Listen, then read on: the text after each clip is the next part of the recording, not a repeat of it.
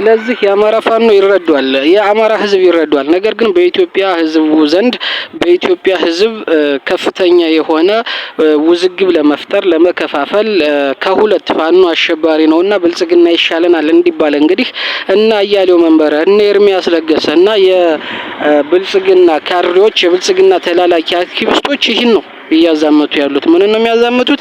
ፋኖ በአሸባሪነት ተከሰሰ አይደለም። ደብዳቤውን ማየት ይቻላል። ደጋግሞ ደብዳቤው የሚለው ምንድነው? በትግራይና በብልጽግና ጦርነት ላይ የትግራይ ህዝብ ላይ የጦር ወንጀል ፈጽሟል። ከፈጸሙት ውስጥም ደግሞ እነ ሰለሞን አሉበት ነው።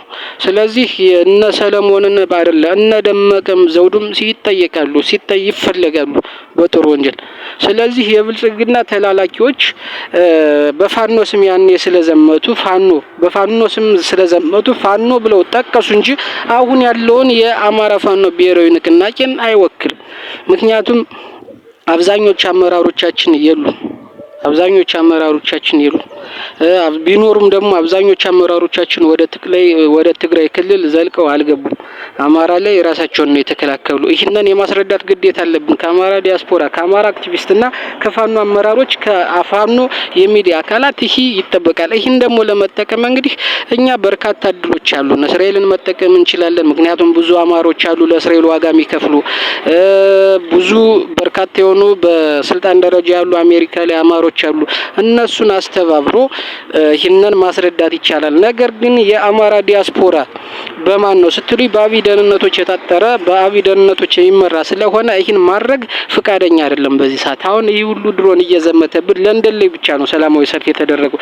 ለንደን ላይ ብቻ ነው ተጎጂ ንጹሃንን በባነር አሰርቶ ሰላማዊ ሰልፍ የወጣው እንጂ ያ ሁሉ በየቀኑ የሚወጣው ዲያስፖራ የለም። ምክንያቱም አሁን በፋኖ ደረጃ ተጎጂውን ማህበረሰብ የተጎዳውን ንጹሃን ባነር ይዛችሁ ተብሎ ትእዛዝ ወጥቷል። ያንን ማድረግ አይፈልጉም። ስለዚህ ዲያስፖራው እንደገና መዋቀር አለበት።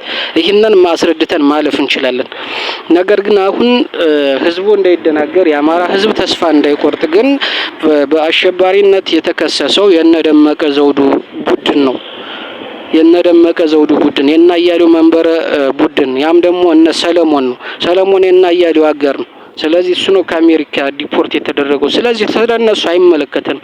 ፋኖም ትላንትና ደብዳቤ ጠይቋል። ይህ የጠየቀው ደብዳቤ ትክክለኛ ነው። ትክክለኛ ምንድነው የሚለው እኛን ለምን በአሸባሪነት ፈረጃችሁን አይደለም የሚለው እኛን ፈርጃችሁናል ይስተት ነው አይደለም የሚለው። ስለዚህ አገላለጽ ፋኖን ስም ለምን ተጠቀማችሁ ነው።